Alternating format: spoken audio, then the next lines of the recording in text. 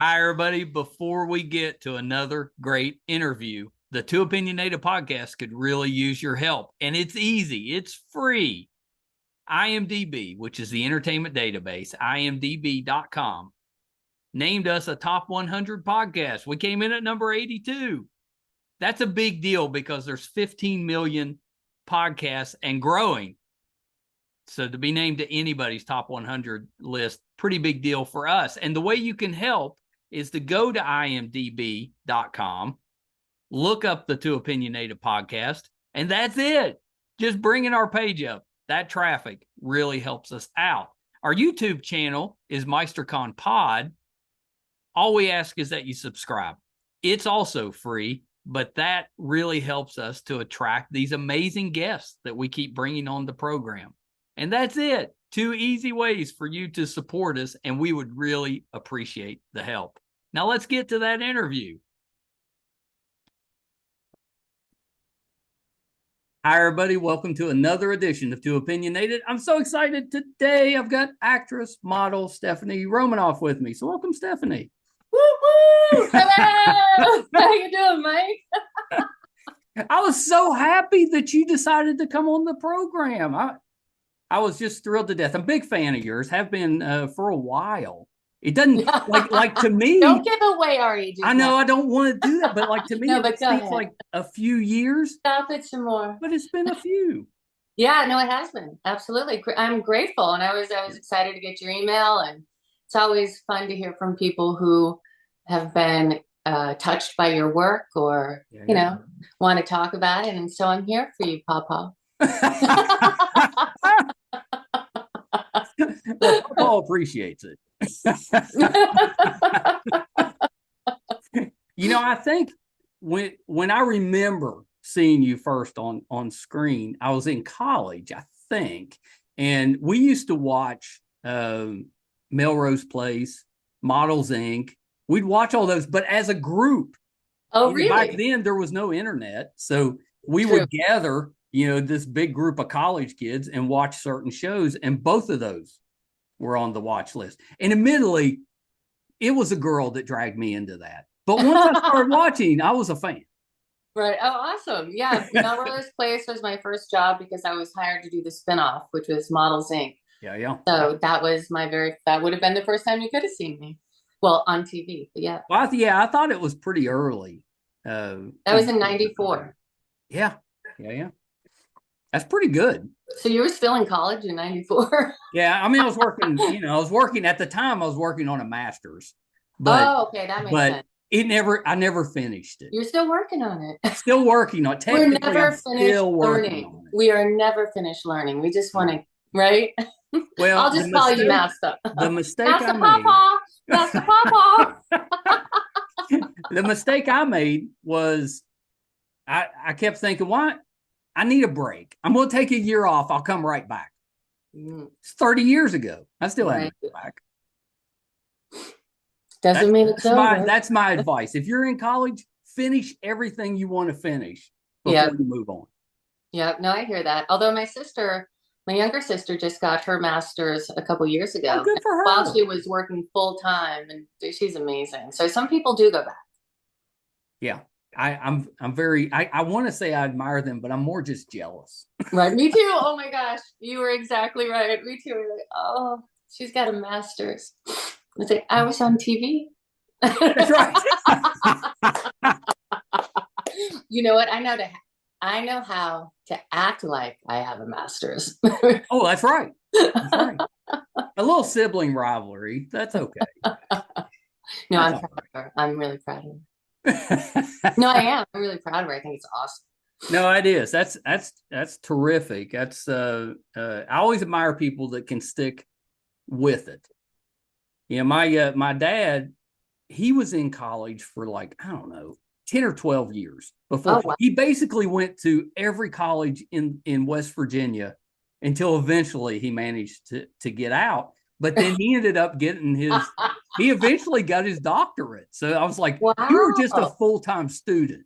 Yeah, my older sister went to college for a long time. She just kept changing what she wanted to, but I think she just loved being a student. Then she became a teacher and then principal, but Well, yeah, that's she what loved my going to dad school. did. Yeah. Yeah, he was Oh, a school principal most yeah. of my life, and Oh, wow. So well, you yeah, went to school with your dad being the principal. I did. I What was did. that like? He was the when I was growing up, he was the high school basketball coach.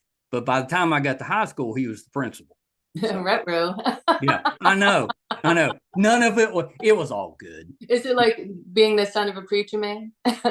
Well, as it would have it, his dad was the Baptist minister, so my Oh, see, grandfather was the Baptist. I felt it. I felt it. Yeah, I can feel it. I just got a little chills. Very cool.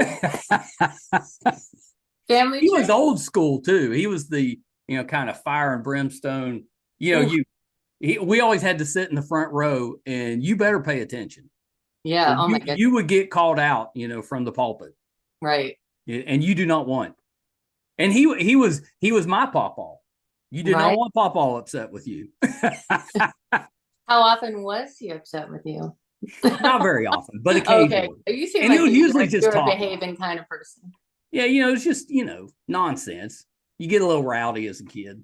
Yeah, for sure. I was definitely a hyper kid. You get snapped back. It all went better once we got to the age where they could start sending us to Sunday school. Right. It was fine after that. Exactly. Well, Stephanie, let's start this way. Tell me a little bit about how you got into the entertainment business. I'm assuming you started modeling first and then went into acting, but talk a little bit about that. You are absolutely correct. So I've basically been a performer my whole life. I started dancing at 3, was doing, in any play, and I also loved going to church. I was on the dance team and did ballroom dance. I've always been a performer. My dream was always to be a ballerina or an actress. Yeah. But I got very tall, very young. And so the ballet they were always putting me with much older girls because in this old school pictures, back row center, that was me. Always. That was well, that was me up front. So all the cute little girl boys sitting in front of me, back row center. So, but I wanted to go to New York because I loved ballet. I wanted to dance with Baryshnikov.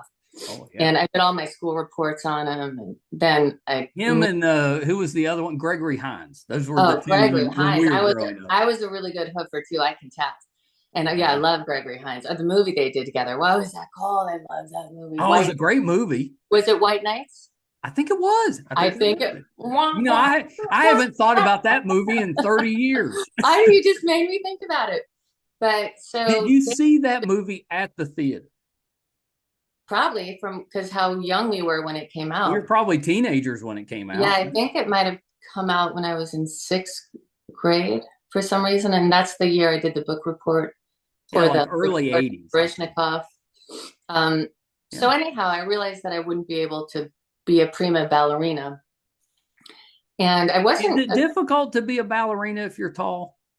Yes, because I'm 5'9.5", and on point I'm 6 foot, and most of the lead male dancers are about 5'5", 5'7". Oh, okay, yeah. So I never got to do the lifts or anything. All the little girls got to do all that stuff. But I was a really high jumper, and I could do a lot of pirouettes. But whatever. Back to that's right. So then I was looking at one of my sister's magazines, and it talked about. Go to New York, be a model. You have to be 5'9". I was 13. I'm like, check. Yeah, nailed it. You gotta have. I'm like, okay, wide set eyes. I'm like, I don't know what that means. I went up to see my mom. I'm like, Mom, do I have wide set eyes? She's like, I don't know. So then I worked really hard. I babysat, cleaned people's houses, did whatever I could to make money to be able to hire a photographer to take photos of me. So it took me a couple of years to get that money together, and then sent the photos to a lead in New York. And John Casablancas, who was the owner at the time, flew to Vegas. I'm from Las Vegas. I'm a Russian Mormon from Las Vegas. Confusing, but it explains everything. Actually, my father's from Czechoslovakia and my mother's from Utah. So, very nice. And they met in Las Vegas. So there you go. I got to go to Utah for the first time in 2020. We went to Sundance, and then we came back from Sundance, and everything shut down. Right. It's beautiful though. Yeah, Utah is one of the most amazing states. You have all the different geographical types there, from the southern to the northern. It scopes everything. I believe it's one of the most beautiful states. Yeah, I agree with that. It was beautiful when we were out there. Yeah, pretty amazing. And the people are very friendly. Yeah. But you can't buy alcohol on Sunday. That's right. Well, you know, up until recently, it was like that in West Virginia. You couldn't. Oh, is that right? Yeah, You had that to go changed to a few the years state ago. thing to buy the alcohol and all that. Because being raised in Vegas, like there's like nothing shuts down, nothing. Like, everything is everything. So you go to YouTube, like what? And like so, I moved to New York at 15 and started modeling. Wow. And I was very fortunate as I started working right away, and I did the collections for French and Italian Bazaar. They flew me. So my first time on a plane was going to New York. I was 15. I had my Pooh Bear. Hold up. Oh, do you still have Pooh Bear? I do. I've still got my bear from when I was. I got him when I was 5 years old, so Oh he's a little bit gosh. old. That's old school Pooh Bear. Hi, Pooh Bear. I love it. He's a little bit shy, he says. Oh, he remembers the trip to New York. Okay, Pooh. So my parents basically put me on a plane, gave me $100. I'm like, good luck. Don't screw up. So then my next call to them was like, I just got booked to go to Paris, Rome, and Milan for the Italian and French Bazaar collections. And then I just worked really well for a long time. And then I moved to LA because I wanted to be an actress. Wow. And then my first job was the Melrose Place Models Inc. Was that to me, that sounds like kind of an easy landing. Well, it was like I'd never been on a set before. I didn't know how it went. I remember that my very first day on the set, my very first time filming, because I had signed up for acting class, but I was on a wait list, so I hadn't even gotten into acting class yet. And it was with Heather Locklear, Linda Gray, like all the stars of Melrose No Place. pressure. And we're all at a dinner table, and they do the master shot. So I don't know if everybody knows this. You do a master, they come in, they do close, and then do close-ups on everyone. But I just thought, so we did the master. I'm like, are we done? And they all just laughed at me. They're like, we only just got started. It was like 14 hours later. But I was so excited. I wasn't nervous. I get nervous auditioning, but I don't get nervous performing, if that makes sense. So yeah, that's actually really great. I thought it was really fun. I was excited. Like, let's play. Yeah, that the first time on set has to be a little bit nerve-wracking just because you don't know anything. Yeah, I don't know what's going on. I mean, I'd done commercials, so I'd been on a commercial set, and I've been on modeling sets, but I'd never been on a film set. And it's a different thing. So just kind of learning that and not sure. And I'm bizarrely, I'm very much of a rule follower. Like I was like a good girl, follow the rules. All that. So like, what am I like? I didn't know if I was allowed to watch other actors, what I was allowed to do, what I was not allowed to do. But I don't seem like I'm shy, but I'm actually very shy. So I didn't know how to ask. So I just, like show up, do my work, and then wait in my trailer until I got more comfortable and figure out that you could watch people or whatever. Yeah. Yeah. You would think they would. I've always thought that they would have somebody that would kind of help you transition into your first role, but they don't really do that. Not at all. You're just thrown in the fire. Like, good luck. Like me and Pooh Bear on the plane at 15. Good luck. Hope you make it. No, that's actually pretty great. Now I remember you on Homicide back then. That was the show cool. I absolutely loved. It was The Wire before The Wire. Right, exactly. It was a very gritty show, and a lot of people in Hollywood were shocked that someone from Models Inc. booked that job. Yeah, I bet they were. Yeah, so I got that job. I did Spy Hard with Leslie Nielsen, and oh my gosh, Spy Hard was so funny. That was my first film, and then my next show after Models Inc. was Homicide, and then did other stuff. But yeah, I miss so much fun. Leslie Nielsen when he'd have movies. I mean, you knew you were going to go and just be dying. Right. I went and saw, I was going to say, I went and saw Naked Gun with my dad, and he laughed so hard he almost passed out. I mean, he about rolled down the aisle. I'm sorry, I interrupted you. What were you saying? That's okay. You can interrupt me. I don't mind. I do it all the time. I don't remember now. Well, I know what I was going to tell you. I know what I was going to tell you. Leslie Nielsen, he was such a prankster, and he loved, for whatever reason, he loved his little fart machine. So he would always do. So I had a couple of friends come visit me on set, and they went into where the craft services, where you got food and everything. You had to walk up the stairs, and they come into my trailer, and they're like, "Oh my gosh, I feel so embarrassed for Leslie Nielsen. Like he couldn't stop farting." And I was like, "That's a fart machine. He got you." So he was always on and even doing like he was great and he was so kind. And then working with Andy Griffith, it just was wild. And he was so kind. It was really a beautiful experience. Marcia Gay Harden was in that. She was fantastic in the role. Yeah, she's pretty. I've had Marsha's been on the program before. Oh, has she? Yeah, she's Oh, I terrific. just love her. She's such an amazing actress. She really is. Yeah. Like there that if you go back and look at that cast, She had man, time to study loaded. acting. Yeah, she probably had a little time. She had a little time, but that She's cast great. was loaded. Yeah, it was loaded. So that was a pretty big deal to get that.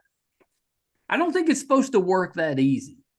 Well, I'm always lucky in the very beginning and then it gets difficult. Like my whole life, no, for real. Like I have beginner's luck and then it's like, okay, prove it. And so Yeah, then that's when I had so I've been fortunate and unfortunate in all the same time because sometimes when it happens, even in the modeling, like you haven't had time to get your bearings. You don't know what the rules are yet. You haven't figured out how to work stuff. So it was just me going in blind, even from New York. Like I didn't know anyone in New York. I didn't know anyone in California. I didn't know. So it's just kind of, Well, do they teach you when you're modeling? Do they teach you kind of how to do it, or is it just no, you just get in there and like they're like, good luck. wing it? Let's see if you do it. But because I've been a dancer, it was, like I knew how to move and I knew, and I had been a performer and all of that. So I wasn't, but the very first time like even though I had done runway shows in New York, I worked for Saks Fifth Avenue and I told them I was 14, but they didn't look at the paper because I looked like I was in my 20s when I was 14. Oh, yeah. So I would do all the the top modeling, all the designers that came from New York, and I would do all those shows. And there was one time after a show, they had all the men leave and they had the women there and the male strippers came. The next day is when she realized I was 14. But Mark Bauer, I don't know if you remember that designer. He was a very big designer in the 80s. He did all of Toni Braxton's dresses and all of that. Oh, yeah. And he was having a show in Vegas. And we actually performed on the Siegfried and Roy stages. So we were on big stages performing. And he said to me, he's like, you need to go to New York. You need to go to New York. I was like, okay. Yeah. Well, yeah. When somebody that's that type of level tells you to do something, you should probably do it. Yeah, and so I did. And so I did. Yeah. And then I moved to LA.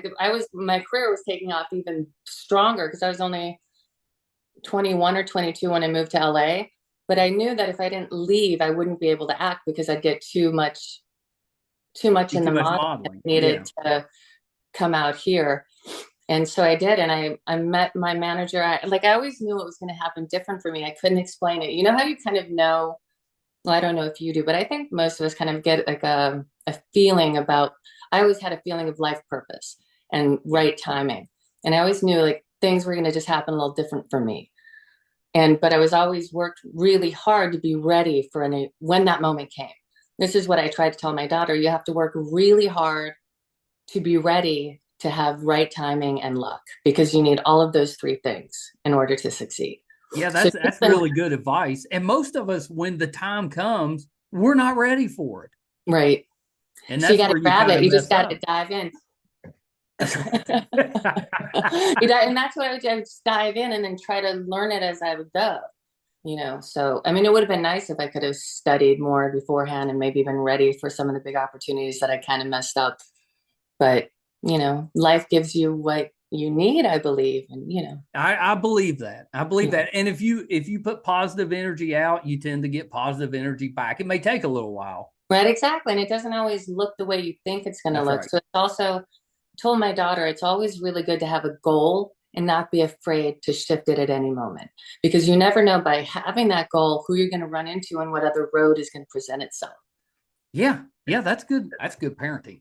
I was like Yogi Bear saying, when you come to a fork in the road, take it.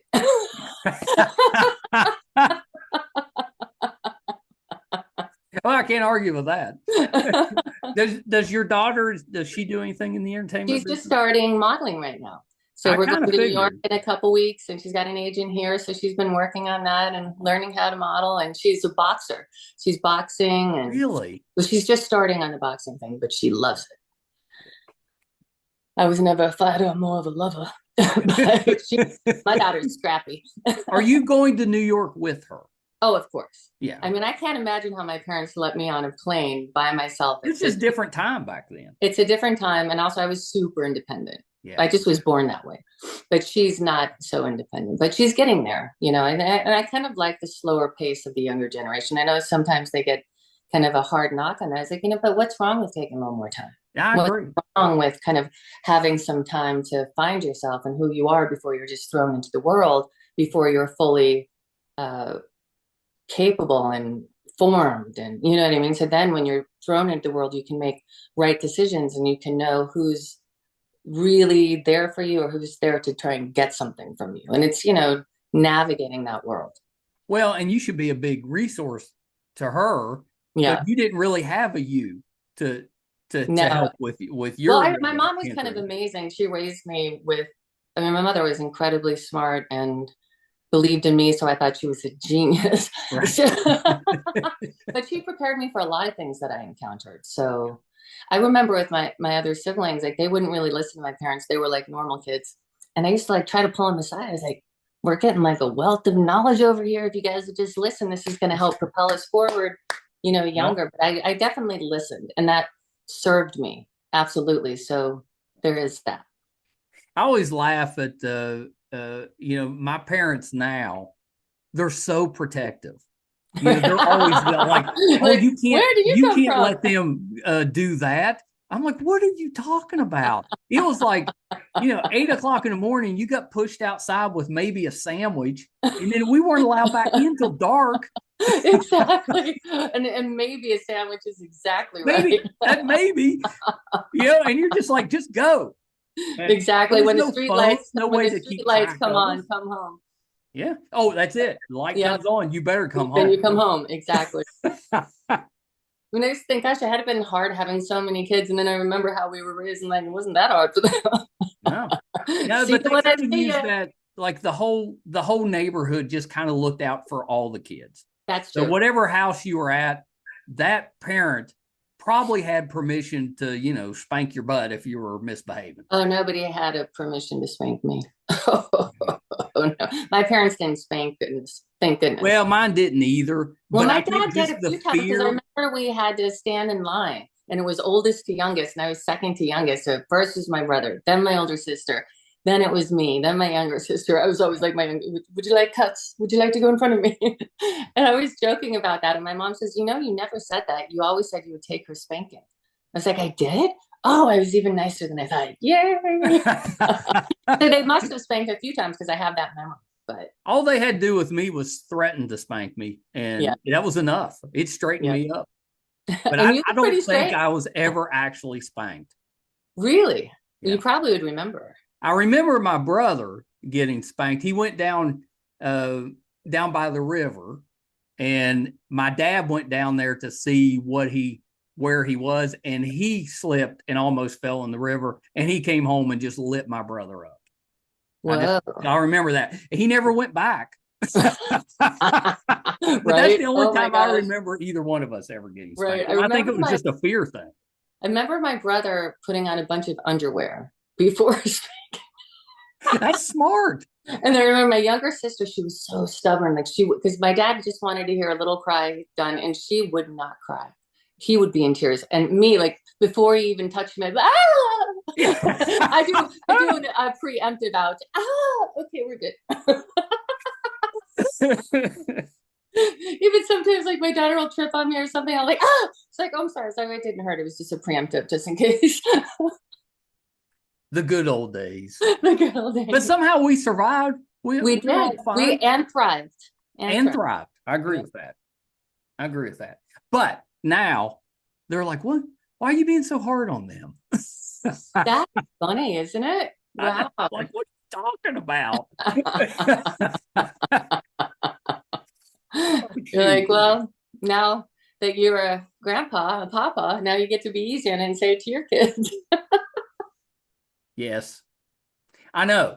And they look at me once in a while, because, you know, it's very rare when a grandkid does something that I have to correct them. It's very rare, but occasionally it happens. Right. And then you get the looks from their parents. I'm like, well, we were both standing here. One of us needed to do it. I gave you a shot. That's funny.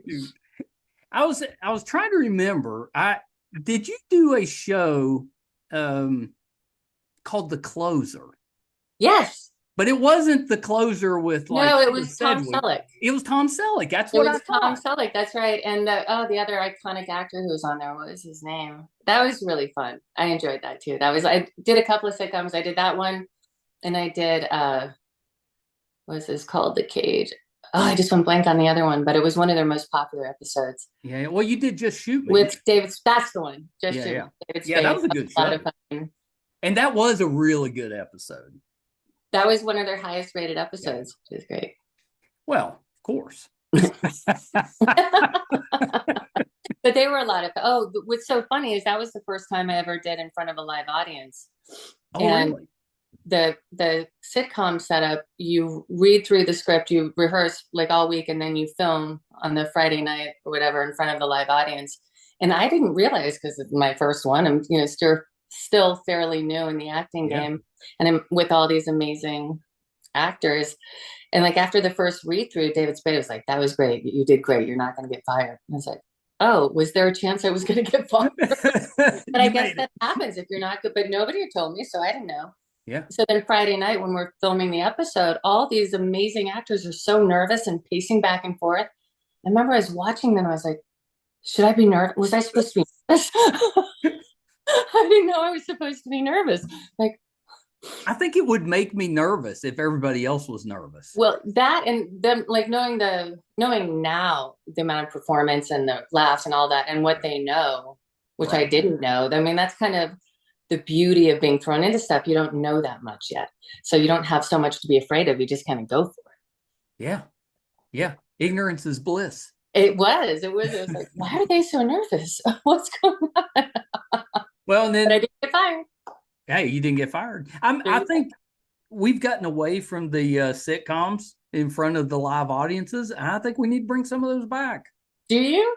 Yes, I love those shows. And there's just not. I mean, there's a few still out there, but not too many.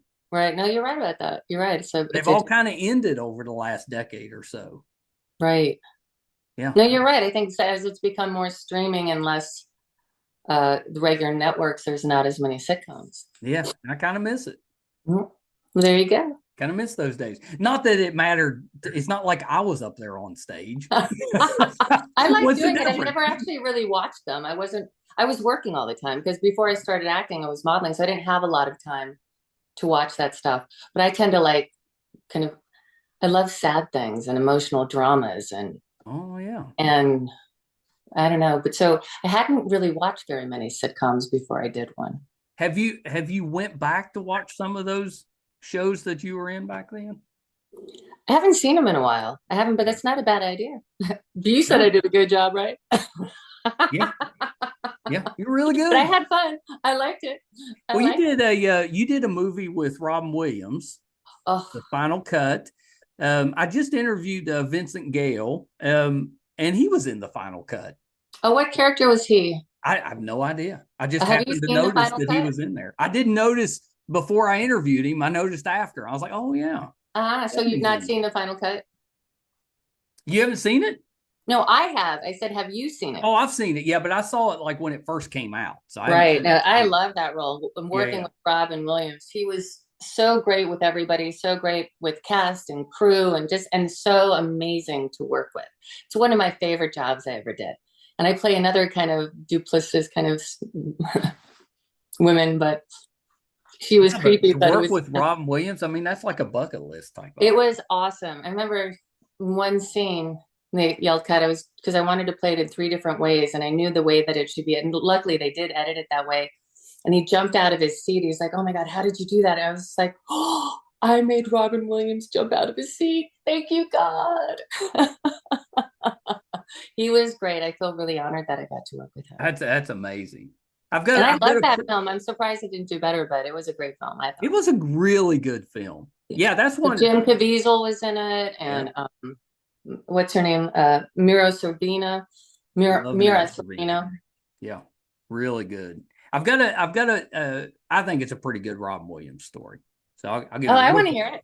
Okay, real quick. So I interviewed this actor, and before he became an actor, he was homeless, and he was Oh, he was wow. living in a city, and he saw a sign for an acting workshop, and he decided he was going to go in.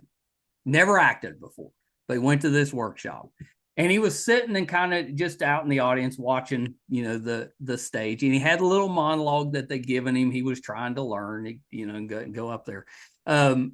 Well, a guy came and sat next to him, and it was Robin Williams. He saw this little acting studio, and he just wandered in off the street. No, that's so So he's awesome. sitting next to the guy, and he says, you look a little nervous. He said, do you want to step out and we'll practice a little bit? So this guy's like, well, yeah. Yeah. Robin Williams. Yeah. Yes, Yeah. please. So he went out and he worked with him just on a bench, just worked with him. And then he went back in and went up there. Well, now he's an actor. He like that kind of got. You're gonna make me cry. I love that. That's Robin Williams. I know, it's just Robin Williams. Just kindness. Yep. It was definitely all of that and fabulous. I know. He's so. I love that story. Thank you for sharing that. I know I love it too. I was like, oh, that's a really good, because it makes, like, if you've watched Robin Williams ever, it totally fits something. Like my whole life, always. I know. I was there, when he showed up on Happy Days. That's probably. Oh, right. Exactly. Mork for Mork. Yeah. And then I love Mork for Mork. I do too. Who didn't? I've still got the figure, the little action figure. Do you really? And he came with the egg. So he came in. No way. That's so great. I love that. So we got to talk a little bit about Angel. I'm such a Buffy and Angel fan, and that was, I was a little bit late to Buffy. My best friend got me started on those, but I was watching her stuff on reruns. It was still mid-90s probably when I started watching, and then I picked up Angel along the way too. Both of those series, so good, but loved when they brought in the law firm. So you get Wolfram Hart and Ram, maybe? It's just Wolfram and Hart. Wolfram Hart, yeah. And it's just like this. Yeah. And you had the best role on that. Oh my God, I was so grateful, I have to say. I loved playing Lilah. And I mean, they were very tricky. You never knew who was going to die. Like, they never told anyone if you're the one who's going to die. So anytime you get a script, like, do I die in this one? And I kept living and living and living. Well, even after you died, they brought you back. I know. And then they brought me back, just like in Models Inc. I've died in so many, just like in Spy Hard. My mom had to see me die in so many different shows, my mom and dad, and they hated it. Oh, I'd have trouble with that. Yeah, that was kind of odd. But Lilah was such a gift. I hadn't seen Buffy and I hadn't seen Angel. And I got the audition like the night before, like you do. And the guy I was dating at the time was a huge Angel fan. He's like, oh my gosh, you have to get this role. You got to. And then it happened to be on that night. So I got to see it the day before I went in to audition. Oh, very nice. And I was auditioning just for a couple episodes. I had no idea it was going to go. It was just for like a 2 or 3 episode thing. And then I don't think they knew it was going to go that way. Yeah, I think that they and I definitely fought for the way I played Lilah, because they wanted her kind of more caricature evil and just bad. And I was like, oh, no. Evil is seductive. Evil seduces you in. That's right. And grabs you, tricks you. So Lilah needs to be seductive. Lilah needs to bring you in and then bam, kill you. So I fought for her to be that way, and they kept bringing me back. And they made her so funny too. I had so much fun delivering those lines. One of my favorite writers on the show was Mare Smith. She wrote Lilah just wonderfully. So that was a gift for sure. What do you think about they're talking about bringing it back now on Buffy. Buffy, I heard there, but Lilah was never on Buffy. No, but if they bring Buffy, you never get know. Some from Angel. You never know. I'm doing a Hellmouth convention in Torrance where it's all at the high school or Buffy the Yeah. Vampire Slayer and all of that. And David Greenwald, who's one of the main producers of Angel, is going to be there. And I haven't seen him since the show ended, so that's going to be fun. Oh, that's exciting. Do you do a lot of conventions?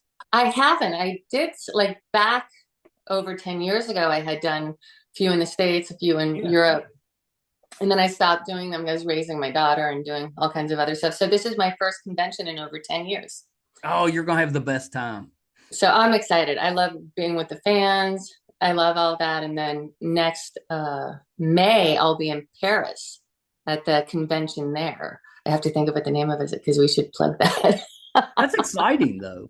So yeah, no, it's nice and it's fun that people are still interested and because the nice thing with those types of shows in the last decade from people I'm hearing, like people are excited to see me because everybody else has been doing it and I haven't been there.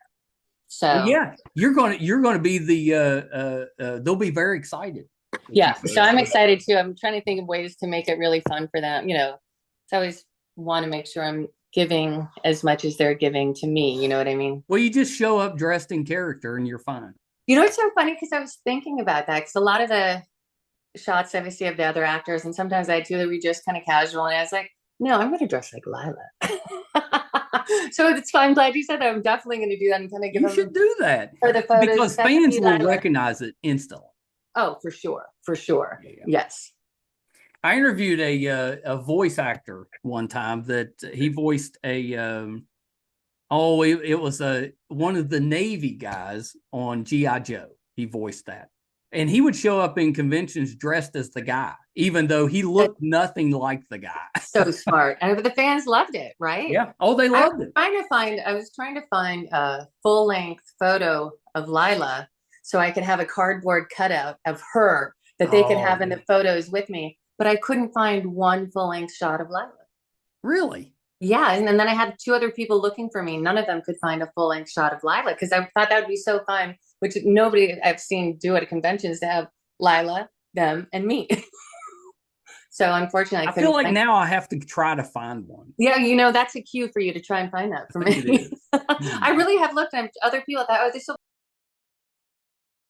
so it's a specially made Lilah doll, and I'm gonna do raffle tickets and raffle it off. One of a kind Lilah doll. Amazing. So just trying to think of fun. You're gonna have the best time. I'm excited. Come join us. Hellmouth. I don't think your podcast will be out by the time we do it. Well, is it soon? When? Yeah, it's June 14th and 14th and 15th in Torrance. The Hellmouth. Oh yeah. We'll be out by then. We should have this episode out next week. We'll be there. Come and see me at the Hellmouth convention on June 13th and 14th. Come and win the Lilah doll. That's Father's Day weekend. I know. I told my husband, like, sorry, I'll be working on Father's Day. He's like, that's a good gift for Daddy. That's right. Mom is working. He's at home. Yeah. No, he doesn't smoke. Yeah. Dads mostly just want to be left alone. Exactly. So he's thrilled. Well, whatever. Yeah, I get it. I totally get that because every year my wife, what do you want for Father's Day? I'll be like, just a day to myself. Exactly. I used to ask for breakfast in bed, but I have to wait too long. It's like, forget it. I'll go make breakfast. Yeah, I'll just go do it myself. Like, then they'd be sitting there. I'm like, what are you doing? Oh, we were letting you sleep in. I'm like, I don't sleep in. I've been sitting up there waiting. I've been waiting on my breakfast. I stopped asking for that. I'm like, never mind. Yeah, see, I'm a terrible cook. So I just take my wife to brunch. That's our Mother's Day thing. Oh, that's nice. Every year I pick a different place and we go to brunch. That's perfect. That's all I ever want because I love cooking. I'm actually an amazing cook. I started cooking very young. My mother was a great cook. My daughter was a great cook. Ooh, I make a lot of dishes. You want a dish? I do want a dish. You want a dish? Well, I make a lot of stuff. Like, it's hard to say what's my dish. I've got so many of them. Well, what kind of food do you normally make? I make a lot of different things. So my father's from Czechoslovakia, and they're also close to the Hungarian. Well, yeah, that sounds like hearty food to me. So chicken paprikash, which is amazing. Potato dumplings with sour. What goes in that? That chicken paprikash is basically chicken with paprika, and you cook it down. It's got sour cream. It's so bright. It's delicious. Well, that sounds good. And then the potato dumplings from that side. And then I also make an amazing matzo ball soup. Yeah. broccoli soup. And then I lived in Italy, so I make an amazing homemade pasta sauce. And then I've lived all over the world, and I learned my broccoli soup recipe from my tango teacher's wife. Ooh, So I don't really? remember the tango, but I remember the soup. I'm Is it actually working on a cooking show right now called Eatin' and Cheatin'. Hopefully it'll be up on its website, on the YouTube channel, eatinandcheatin.com. Um, amazing? that I'm putting together now and working on now. So it's a lot of fun things. So I'm going to show you how to and it's meant to be campy and funny and fun because I love cooking and I love Yeah. being funny and I love having Are you fun. going to do it there at your house? Will Yeah, you be it's cooking my from your kitchen, kitchen? Stephanie's kitchen. So the cheating part is I don't always follow the recipes and to give permission to step outside of what they're telling you. And Right. here's some fun ways to do it. Or if you don't have time, how to make it look like you made it homemade, but you didn't. So cheating on like if you're just working, just gotta go grab a chicken that's already been rotisserie, just put it in a thing, put a couple lemons inside, a rosemary, put in the oven, fix up your makeup, come downstairs, pull it out when they arrive. Oh, that's smart. Yeah. Yeah, ways so kind of fun and winking at, but also really ways to make it look like you did it. But then I'll also show you ways how to actually do it.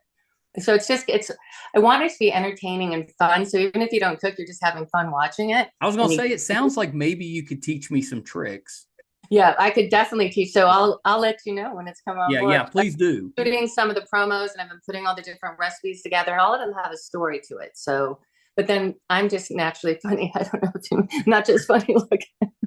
But I love to laugh and I love to cook and I love people. And so it's three things that I love. Well, so are you cooking? Would it be just you by yourself, or are you going to bring in guests? It's going to start just me by myself. And then I've got kind of some guest lineups. I've had people like, oh, can I be on your show? Can I be on your show? And people from Angel and people, but I'm still trying to find the exact right tone because I want it to be fun and fun to watch whether you want to cook or not. But I Yeah. also want it to be really good recipes that are very simple. Most of my recipes, I learned to cook because I love to eat. Like I Yes. just love food. And I make an amazing Moroccan. I was in Morocco for a while, a tangine chicken and different things I can make. So it's kind of like around the world cooking, but made easy. So like, cause sometimes I'd look like, why is this taking them? I had a friend of mine who's a really good cook. She came over and cooked us dinner. It took her 4 hours. And I was just like, God, I was dying. I'm like, oh my God, she left. I made it the next night in 30 minutes. I was like, there is no reason it has to take that long. So a lot of my recipes, they're like someone's like sometimes I don't know why they say to cook something for so long because I do it both ways and I can't quite taste the difference. So that's kind of part of the cheating part as well. Is like, you know what? Doesn't have to take that I long. love that because that's part of the reason I don't cook. It just takes so long. Oh, well, then you're going to love my show because nothing I cook takes a long time. Or if it's something that has to sit in the oven for a few hours, just put on low, go watch, like you can just come back to it, but it's not Yeah. like labor intensive and all. I was like, why are they making it so difficult? So I've spent years and years making things easy and making them healthier. I So love that's it. kind of what it's about. It's like if I'm starved, I can make in about 35-40 minutes, I can make a 3-course meal. Yeah. I'm not telling my wife about this show. I'm watching this one myself because I'm going to surprise her. I'm going to be like, I look like what I that. did. So hopefully I'll have it up and running soon. I've been doing some promos and playing with different recipes and trying to get the tone right. It's definitely in my kitchen. Definitely want to be kind of like fabulous, funny, but then really down to the nitty gritty. Yeah. You know what I mean? So it's actually really informative, but even if you don't feel like it just should be fun to watch. Yeah. If you're just in there having a good time cooking, I would Yeah. watch that.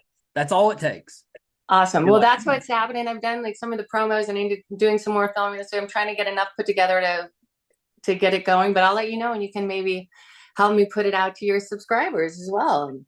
I'm Because very also one excited of the about that. things I'm going I to do absolutely at the will. Yes, I'll help push that out because thank that's you. exciting. Good for Thank you. you.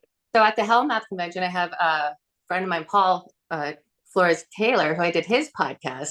He's going to come and just film me and do stuff. And I want to ask my different friends, like, what's a recipe that you'd like to see? Or what's something that you'd like to have? So I'm going to take down notes. Okay. And also at one point, I'm going to offer kind of live, like I'll Zoom cook with them. I'll do fun things or say hello to the dinner guests. Welcome. Like, make it a fun kind of interactive things where they can email me and say, this is a recipe that my grandma used to make and it tasted kind of like this. Like I probably can figure it out. I love it. So those are the elements. And that's what I'm working on now that I've been working on for the last 6 months, trying to get it like I tend to over research stuff. What does anybody else in the family cook? My daughter is will she my be mother. you at times? She said she would maybe guest star a couple of times, but I was like, okay. And I've got Julie Benz wants to do it with me. She's Darla. She wants to do it. Juliet Landau would do it. I've got other friends who would do it. I've got what's so fun? My husband's never cooked for me. I didn't know that he could cook at all. I was off working somewhere and I was checking with my daughter and she's like, oh, Daddy just sauteed me some vegetables. And I was like, hello, is this the Romanov Wexler home? I was like, Daddy knows how to saute vegetables. He was like, no, don't tell your mom that. Don't tell your mom that. To this day, 24, we just had our 24-year wedding anniversary. To this day, has never cooked for me. But will take me out to breakfast. Will take me out to lunch. We'll order any food. But I love cooking. So that's when my sister calls me grandma. Like anyone who comes, I'm like, are you hungry? Can I make you anything? Would you like this? There's something just so nourishing and loving about feeding. The answer for me would always be yes. Yes. Be like, yeah, you can make me something, sure. Well, I invite you to join me on my eating and cheating. Yes. If you ever need a taster, I'm your guy. That's what my husband says. He says he'll be. I mean, West Virginia is a little far, but I can try. I will travel. We'll travel if the food's food. good. We'll coming. Travel for food. I love that. My wife and I have the she does 99% of the cooking, but the rule is she doesn't have to clean anything. I clean. Oh, nice. See, so that was a perfect deal for me. Yeah, she can just. And my husband cleans a lot. Yeah, there you go. Oh, I actually learned my kitchen is actually cleaner when I get done cooking because I'll clean as I go. Yeah. She does a little of that too. I didn't used to. I had to learn that. But my husband's great about putting things in dishwasher and blah, blah, blah. But yeah. Yeah, she hates that part of it. And I'm like, I don't mind that a bit. That seems like it's like you get to eat and clean. Yeah, it's a cheap price to pay. It takes, guys are 15 minutes of cleaning. That's nothing. What's her dish that you love? Well, she's half Mexican. So it's usually which half? Her dad. I was like upper half, lower half. Yeah. Her dad. Yeah. Just the top half. That's just the top half. But so we eat a lot of Mexican dishes. So the family's favorite is chili Colorado. So we do chili Colorado. I don't know that one. Yeah, it's a meat in like a spicy red sauce, and it takes. I mean, if you do it right, it takes a while to cook because you gotta let it simmer and kind of soak up the sauce and stuff. It's very spicy, which I love, but you can also tell that I'm eating spice because I immediately just sweat. Right. No, me too. But I love spicy food, the but family I suffer. What's that? I said I love spicy food, but I suffer from it. Oh, me too. Yeah, like immediately. My mom's idea of like really just pouring. My mom's idea growing up of really spicy was a little black pepper. Yeah. See, my mother's that way too. Maybe a little garlic, but it was definitely a little garlic. But yeah, that was so like having to get into. If you talked back, you'd get Tabasco sauce on your tongue. So spice to me immediately was like a punishment. I still can't eat Tabasco, but I can eat Cholula or Cholulo. Oh yeah. And that I actually like that one better. It's got more I do flavor. Too. I like it. Yeah, it's got a kind of deeper flavor to it, like more complex flavors to it. Yeah. Can you tell? Do you like? If she cooks it, like we've been together. This is our 20th year together. So congratulations! Thank you. 17 years married, 20 years together, and the only meal that she has made in 20 years that I didn't like was the first one. So and it was like our first date. She decided she was going to do I don't know. It's something with tuna. But casserole? Yeah, but it did not go well. And like I was, it was our first date. I was suffering, but I was eating it. I was like, I'm just eating away. And she's like, you need to stop eating that. This is terrible. I'm like, no, it's fine. But now we kind of laugh about it because that's the only bad one. But how sweet are you? There was one time I was cooking the chicken paprikash, and the trick to the chicken paprikash, you really have to reduce it to a very small amount to get all the flavor. So I was reducing it. My sister was with me. She was visiting me in New York. My boyfriend was coming over, was cooking for all of us, putting on makeup, and I forgot the time and I boiled it all away. I was like, okay, it looks like we're going out to dinner. It's a little dry. It was completely gone. I was like, oh, shoot. Well, yeah, you got to keep me posted on that because I definitely will. Thank you. I appreciate that. I'm excited. I'm also I'm nervous. I'm excited. I think it'll be a lot of fun. It's a lot of work. What if nobody likes it? You have all that self-doubt. Who cares? Who cares? Exactly. Anyway. So I'm just going to do it anyway, but it would be fun to have you join. I'll definitely send you all the information when I start doing the promos and have people excited, and hopefully I can make it. My goal is to really try to make it somewhat interactive, if I can, and I think that'd do some fun. things, or people a lot of people could zoom and film it and put it up there. Yeah, well, a lot of people they'll answer stuff while they're cooking. Right. Oh wow. Really? They're doing it live, so people are just commenting as you're going. And right. I'll have to practice that. Yeah, because it'd be difficult because you get stuck. Because I'm all about timing. It's okay, this is also why I'm so fast. I usually think about my meal the night before, and then I visualize the whole thing in my head. And so that everything, when it hits the table, is warm at the same time, because cooking is also about timing. So then once I go in the kitchen, I'm on a mission. I'm like, boom, boom, boom, boom, boom, boom, boom. My husband comes in. I'm like, get out the kitchen! Stop that. I'm cooking. Well, when you plan the meal the night before, do you tell your husband what you're going to make the next night? Yeah, usually. I mean, I will usually, but I always, because I like to think about it ahead. So I'll think about it when I'm buying my groceries. Okay, maybe I'll cook this on this side, but I'll have different ideas in my head. So then I'll think, what do we feel like? And then I'll cook that. Because if you tell me the day before what we're eating the next day, I will look forward to it the whole time. Yeah, exactly. Which is nice. So I will sort of do that. Or I'll ask my husband or my daughter, what do you feel like? What are you in the mood for? And then sometimes I'll just cook, and like I said, I'm fat. That helps me to be prepared, helps me to do it quickly as well, because I kind of go through the steps in my head. Yeah, I kind of love that. It makes it easier because you've already cooked it in your head. So now you know exactly what to do. You know exactly what you need. It's right there. Well, see, I would do that, and it would never match what's in my head. Oh. And then I'd be upset. Did you ever figure out what was the missing element? Yeah, I have no skill at cooking. Well, you're definitely gonna have to watch my show. Then I'll show you the cheating way. I need some tricks. And I never lie. You don't say I cooked this for you. I've prepared this for you.